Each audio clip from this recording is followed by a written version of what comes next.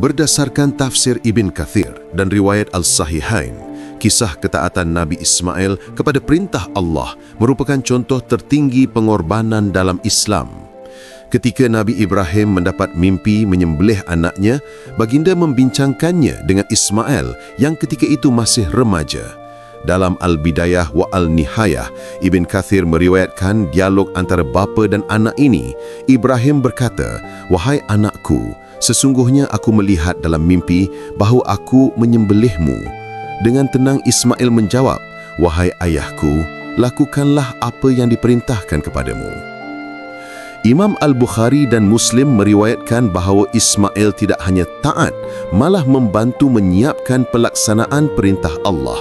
Dia berkata, "Wahai ayahku, ikatlah tanganku supaya aku tidak menggelepar dan telengkupkanlah aku supaya engkau tidak terkena percikan darahku."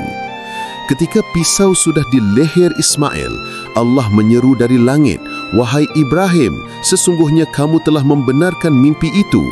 Lalu Allah tebus Ismail dengan sembelihan yang besar. Kisah ini mengajarkan kita ketaatan kepada Allah mengatasi segala ikatan duniawi.